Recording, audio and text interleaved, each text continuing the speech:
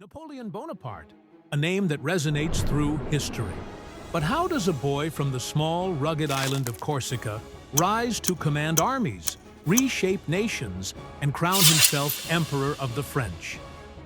Born into a family of minor nobility on August 15, 1769, Napoleon's early life was filled with challenges and shaped by the political turmoil of his homeland. Corsica, having recently been annexed by France, was a hotbed of resistance, and this turbulent environment would leave a lasting mark on the young Napoleon's worldview.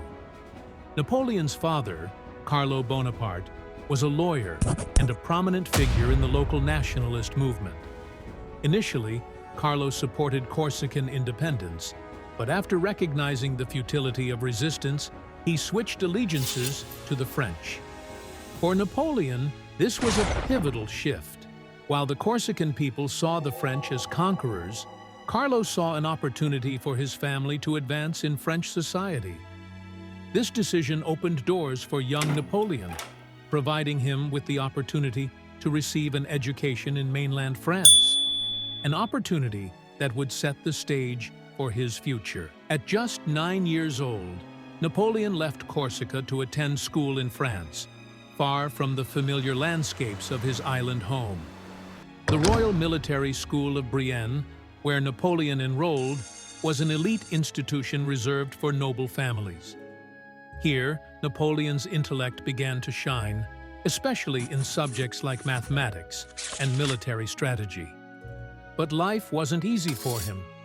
Napoleon stood out from the other students.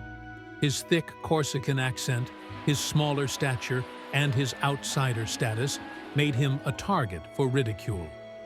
Other boys mocked him for his background, calling him a foreigner, and the constant bullying left a deep impression on the young boy.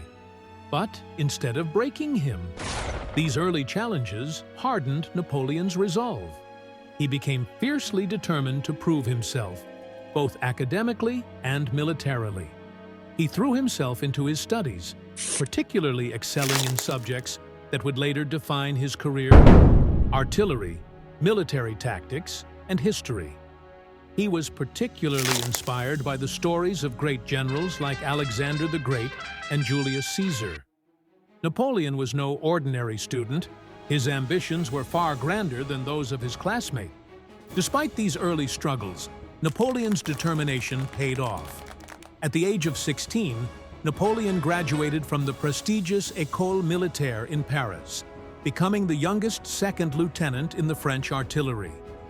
This was no small feat. The school was one of the most prestigious military academies in Europe, and Napoleon had completed his studies faster than most of his peers.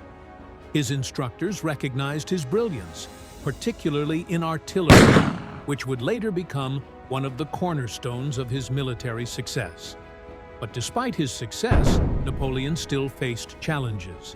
He was still an outsider in the French aristocracy, and his rapid rise through the ranks would come with significant personal and political costs. What made young Napoleon different from others? For most, the bullying and the cultural differences would have been overwhelming. But for Napoleon, it fueled his ambition. He wanted to be more than just a soldier. He had bigger dreams, dreams of commanding armies, conquering territories, and making a name for himself in a world dominated by aristocrats. While others might have crumbled under the pressure, Napoleon thrived on it. Every insult, every rejection, every obstacle he faced only drove him harder. At this point in his life, Napoleon was just starting to see the possibilities that lay ahead. The young officer, mocked for his accent and dismissed by his peers, was about to embark on a journey that would take him from the lowest ranks of the military to the highest echelons of power in Europe. But how did a boy from a small island manage to ascend the ranks of the powerful French military? His journey was just beginning. Welcome to History Reimagined. If you're passionate about exploring the pivotal moments that shaped the world, you've come to the right place. From the rise and fall of great leaders like Napoleon Bonaparte to the hidden stories behind monumental events, we uncover the past in ways you've never seen before.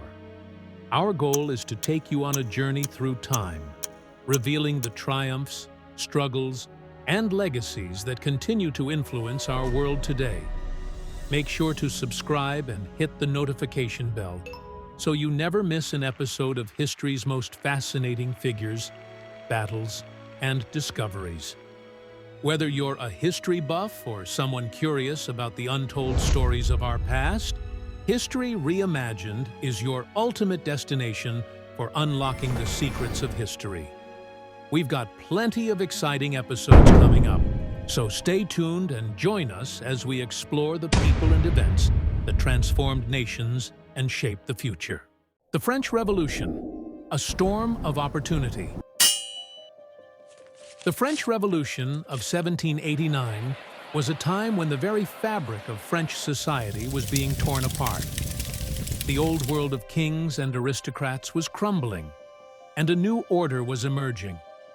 Amid this chaos, one man's destiny would be shaped by the collapse of the monarchy and the political vacuum it left behind, Napoleon Bonaparte.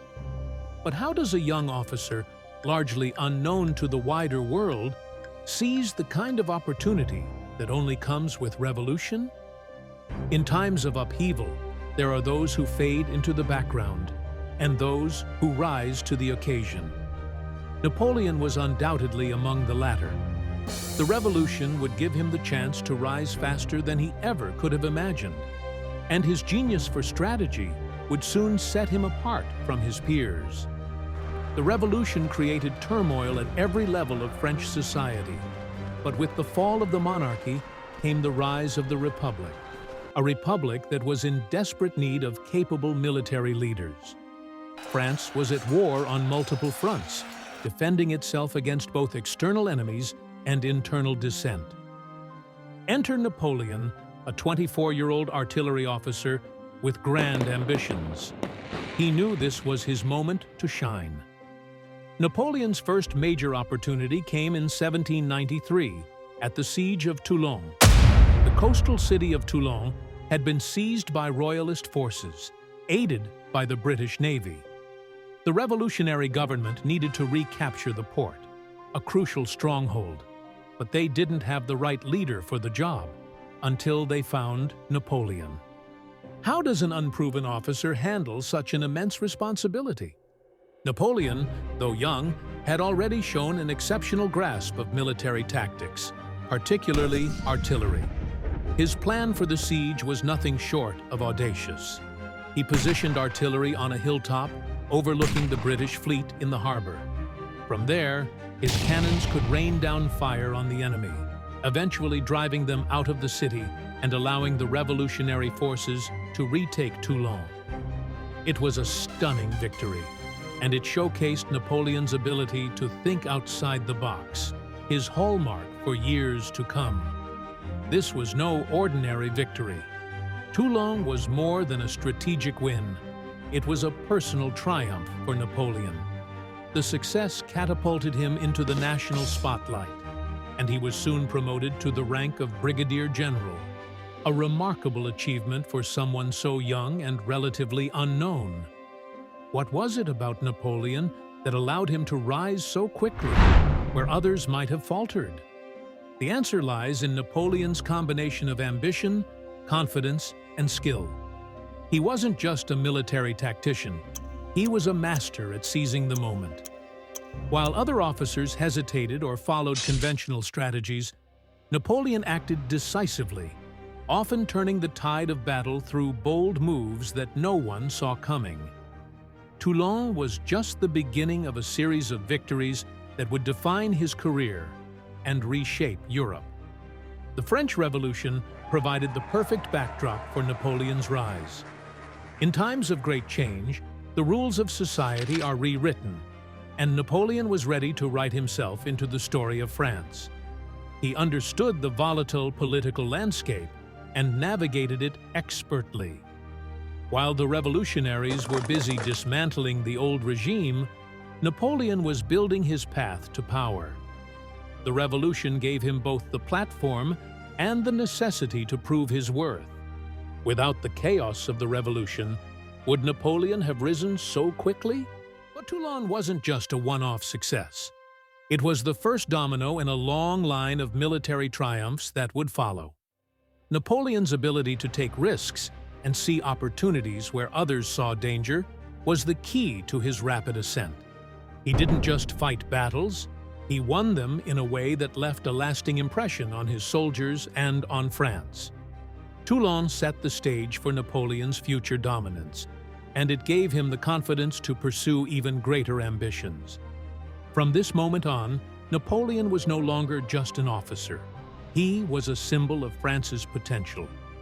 In the eyes of the French public, he embodied the ideals of the revolution: merit, talent, and ambition, unshackled by the old aristocratic order.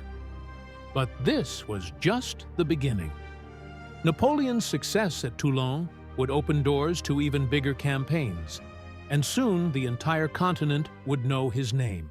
The Italian campaign, Napoleon's strategic brilliance. By the time 1796 rolled around, Napoleon Bonaparte had already gained a reputation for his tactical genius during the French Revolution. But now, at just 26 years old, he was about to face his greatest challenge yet. The Italian campaign would be the proving ground that would solidify Napoleon as a military legend. A campaign that would not only transform his career, but reshape the entire European political landscape. Imagine this: Napoleon takes command of the French army of Italy, an army in shambles. They are undermanned, underfed, and under-equipped. On the other side are the Austrian and Piedmontese forces, well-trained, well-supplied, and dug into strategic positions. Most generals would see this as a losing battle, but not Napoleon. What does he do? He sees opportunity where others see failure. From the start, Napoleon's strategy was unconventional, to say the least. He abandoned the traditional slow, cautious maneuvers favored by most commanders of the time. Instead, he favored lightning-fast movements that threw his enemies off balance. His soldiers, though ragged and tired, were inspired by Napoleon's energy and conviction.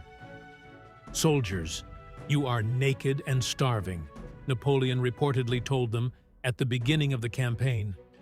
"But I will lead you into the most fertile plains in the world. Rich provinces and great cities will be in your power, and there you will find honor, glory, and riches." This is where Napoleon's brilliance truly began to shine. His use of divisional tactics, a revolutionary idea at the time, allowed him to divide his army into smaller, independent units that could move rapidly, strike quickly, and still coordinate as a unified force. This flexibility made his army a nightmare for his enemies. Napoleon's forces could outmaneuver the larger, slower Austrian army, attacking where they were weakest and retreating before they could regroup. Napoleon wasn't just fighting battles, he was dictating the terms of the war. The first significant victory of the campaign came at the Battle of Lodi, where Napoleon's army forced a daring crossing of the Lodi Bridge under heavy fire. While his enemies hesitated, unsure of how to respond to his speed, Napoleon pressed forward.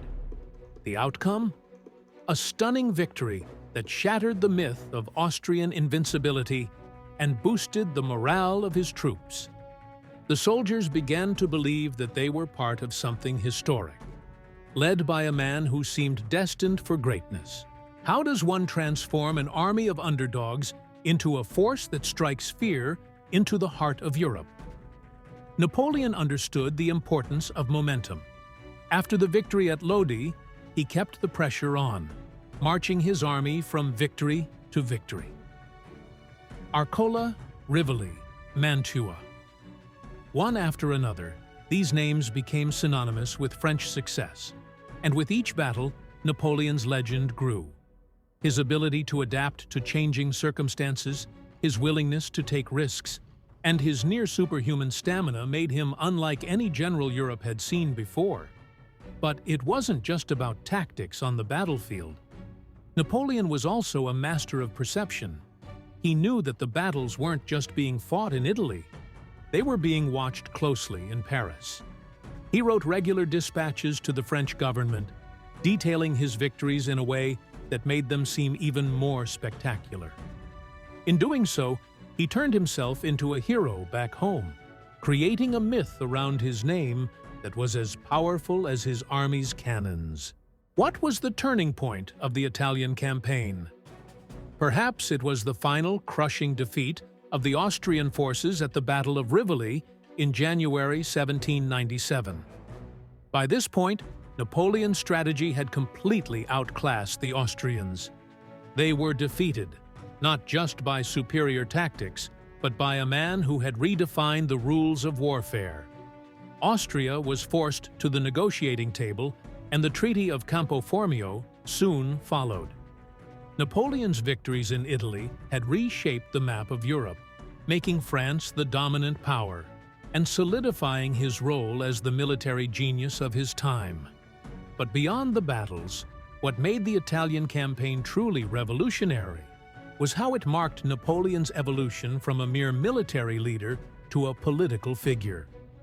By negotiating peace terms directly with Austria, Napoleon showed that he was more than just a general. He was a statesman, too. Italy wasn't just a battleground. It was the canvas on which Napoleon painted the future of Europe. In the end, the Italian campaign wasn't just about military victories. It was about proving that Napoleon was a force unlike any other.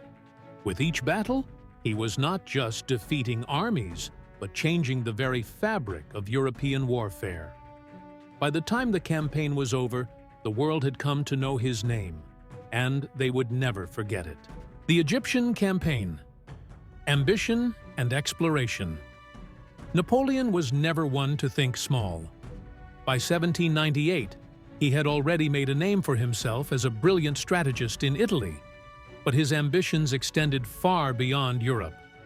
What do you do when you've conquered lands and proven your military genius? You set your sights on something bigger, something grander.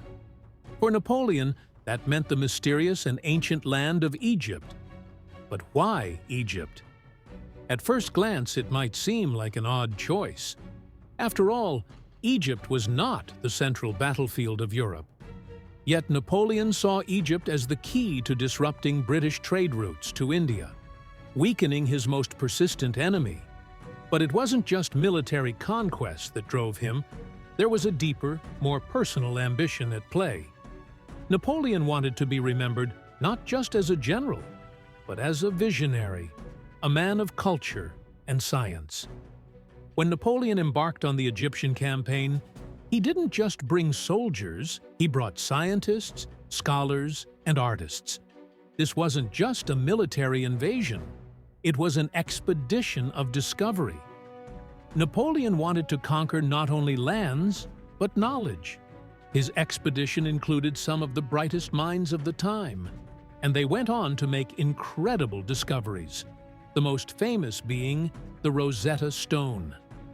This artifact, discovered by Napoleon's scholars, would unlock the secrets of Egyptian hieroglyphs and change the way the world understood ancient history.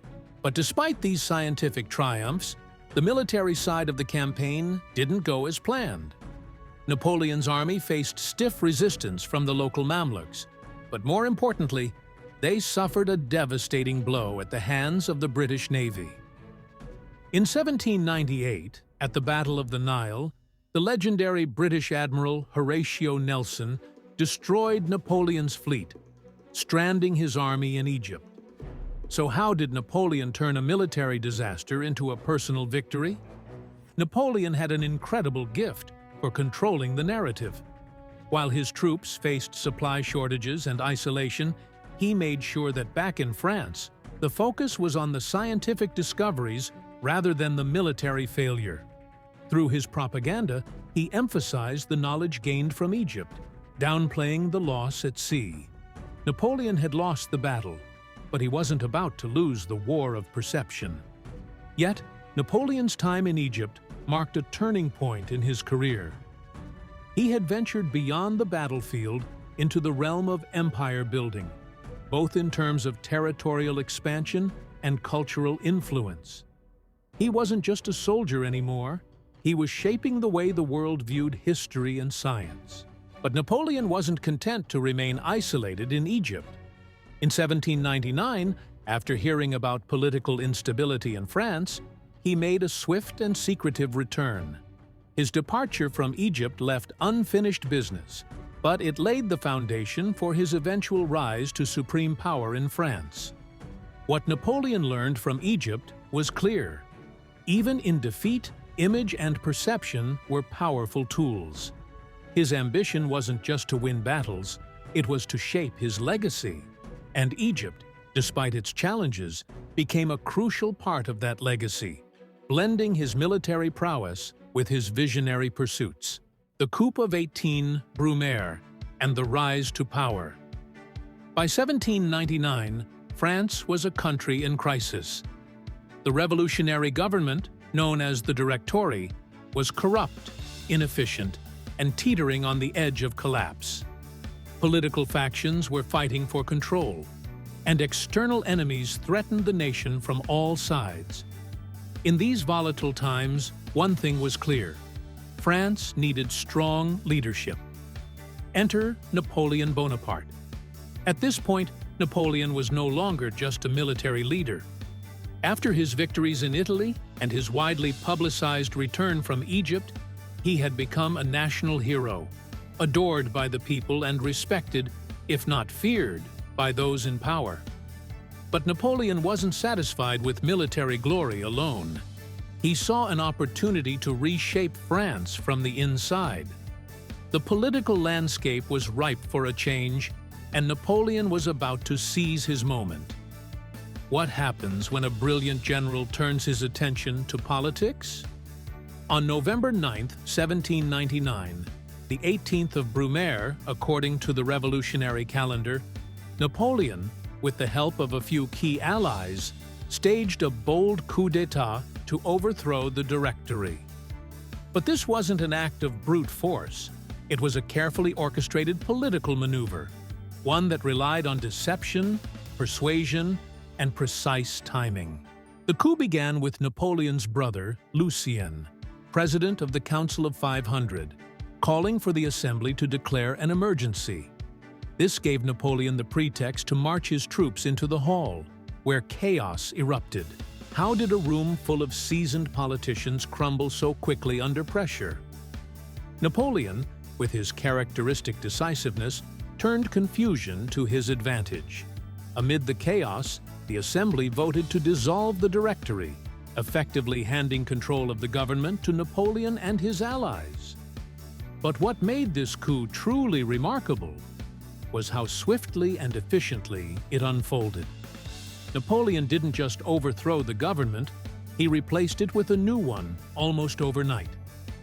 In the vacuum left by the Directory, Napoleon established the consulate, with himself as first consul, a title that granted him nearly absolute power. Though he ruled alongside two other consuls in name, Napoleon was clearly in control. The brilliance of his plan lay in its subtlety. He didn't just take power, he made it look as though he was restoring stability to France. How does a military leader transition so smoothly into political dominance? The answer lies in Napoleon's unique combination of ambition, intelligence, and charisma. He understood that France, exhausted by years of revolution and bloodshed, was ready for a strong leader who could restore order. By positioning himself as a savior of the Republic, Napoleon was able to consolidate power without facing significant opposition. The coup of 18 Brumaire wasn't just the end of the Directory. It was the beginning of Napoleon's reign over France. As first consul, he embarked on a series of reforms that would strengthen the economy, stabilize the government, and eventually lay the groundwork for his crowning as emperor. But in 1799, few could have predicted just how far Napoleon would go in his quest for power. The coronation of Napoleon, from consul to emperor, 1804, marked a turning point in Napoleon's life and in the history of France. After rising to power through the military and political chaos of the French Revolution, Napoleon had established himself as first consul. But for a man like Napoleon, power as a consul wasn't enough. He had a vision far beyond that, a vision of empire. Imagine a man at the peak of his power, who has already achieved more than most could dream of. But Napoleon didn't want to be remembered as just another political leader. He wanted to carve his name into the annals of history alongside figures like Caesar and Charlemagne. So, in 1804, he took the ultimate step. He declared himself Emperor of the French.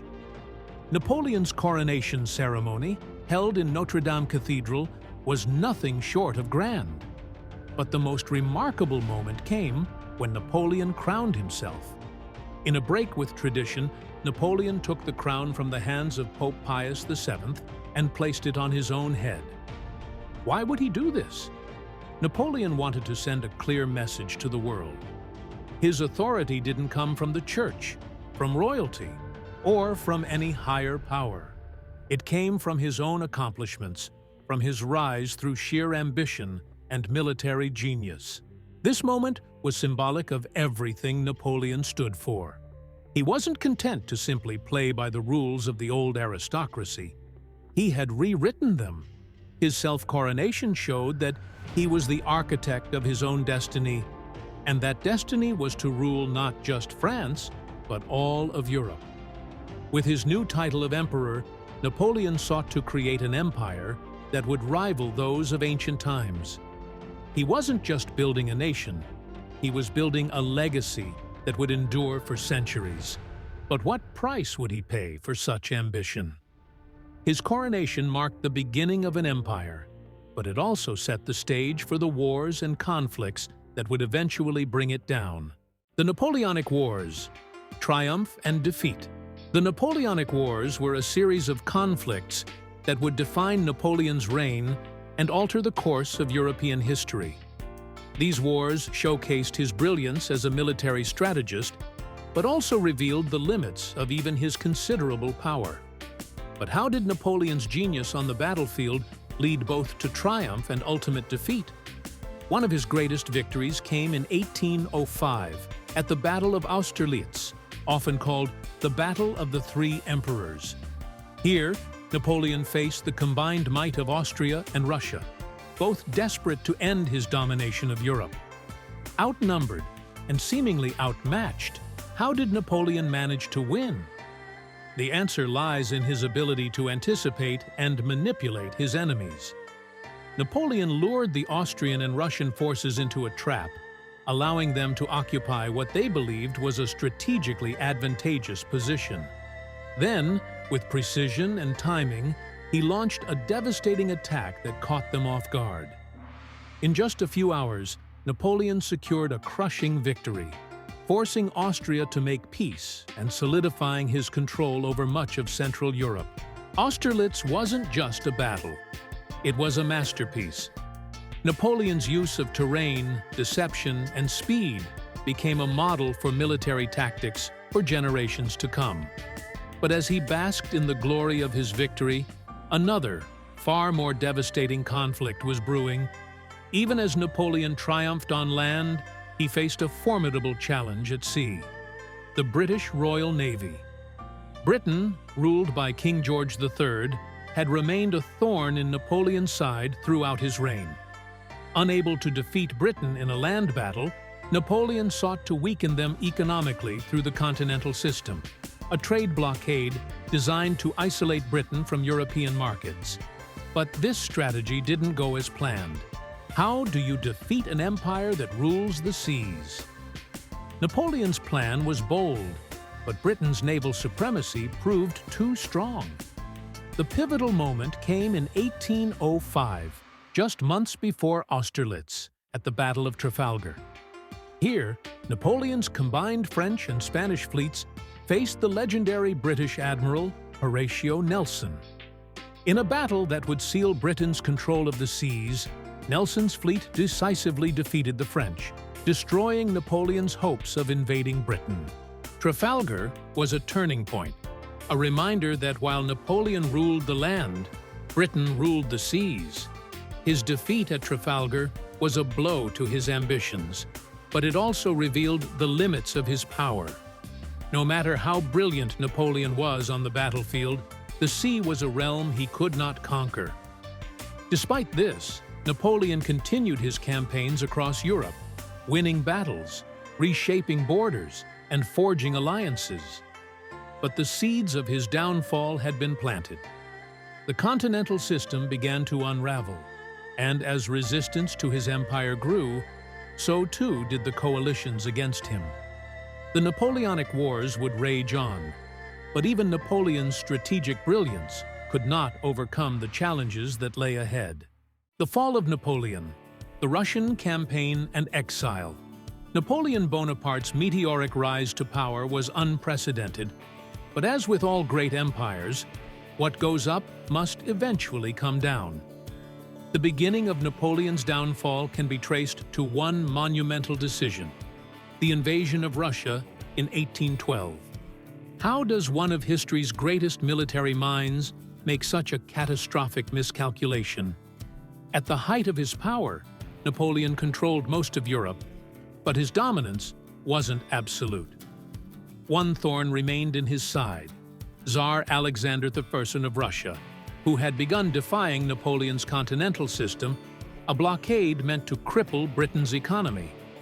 Napoleon, unwilling to tolerate insubordination, decided to invade Russia and force Alexander back into line. But Napoleon was about to face a battle that couldn't be won through sheer military brilliance. Imagine leading an army of over 600,000 soldiers, the largest force Europe had ever seen, into the vast, frozen expanses of Russia. Napoleon's Grande Armée marched into Russia in the summer of 1812, but the campaign soon took a disastrous turn. Rather than meeting Napoleon head-on, the Russians employed a scorched earth strategy, retreating deeper into their own territory while destroying towns and crops along the way. The French found themselves with no food, no shelter, and an enemy that refused to engage. What happens when you're trapped in an endless expanse with no resources and winter closing in? Napoleon soon discovered the answer. By the time he reached Moscow, he expected a decisive victory, but instead, he found the city abandoned and burning, torched by the Russians to prevent the French from gaining anything. Napoleon was left with a devastating choice: retreat and risk the wrath of the brutal Russian winter, or stay and face starvation. Reluctantly, Napoleon ordered his army to retreat. It was the start of one of the most infamous retreats in military history. The once mighty Grande Armée was decimated as it trudged back through the freezing Russian winter. Thousands died from starvation, exposure, and disease. To make matters worse, the Russian forces harassed the retreating French at every turn. By the time Napoleon's army finally exited Russian territory, only about 100,000 soldiers remained. How could such a brilliant strategist miscalculate so badly? The failure of the Russian campaign shattered Napoleon's invincibility, and it didn't take long for his enemies to seize the opportunity. Sensing weakness, a new coalition of Britain, Austria, Prussia, and Russia united to defeat Napoleon once and for all. In 1814, Napoleon faced defeat on multiple fronts, and after a series of crushing losses, he was forced to abdicate.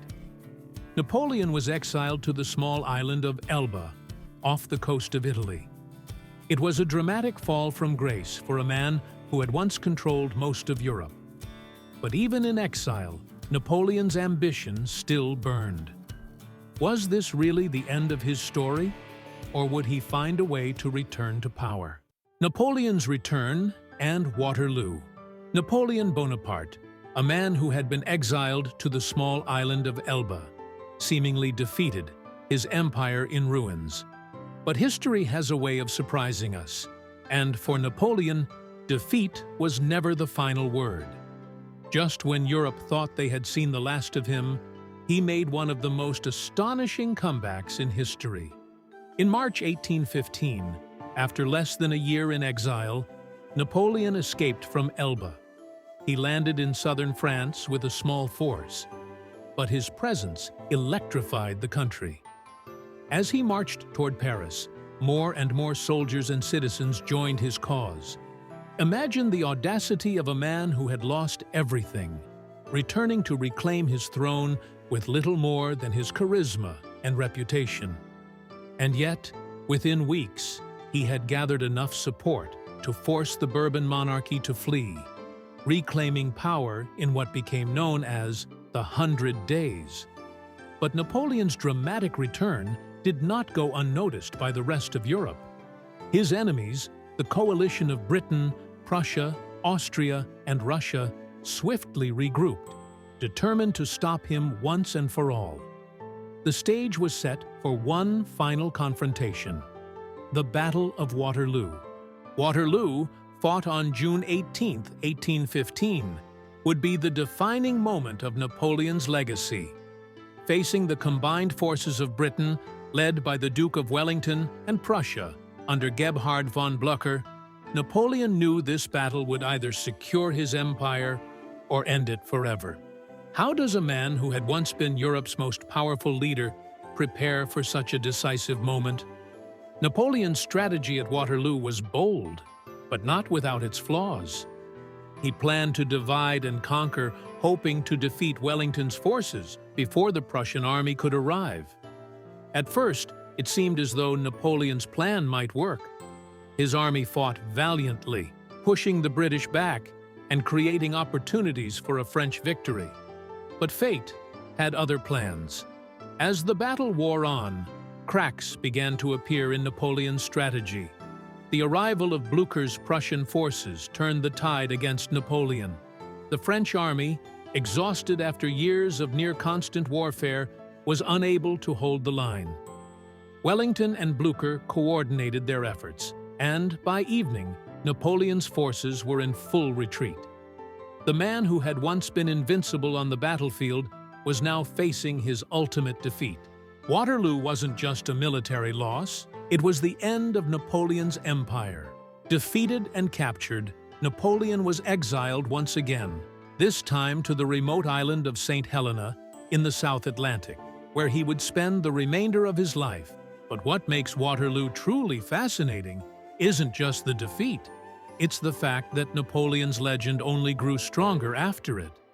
Even in failure, Napoleon had a way of capturing the world's imagination, and his story remains one of the most compelling in history. If you've enjoyed reimagining history with us, join the journey on History Reimagined.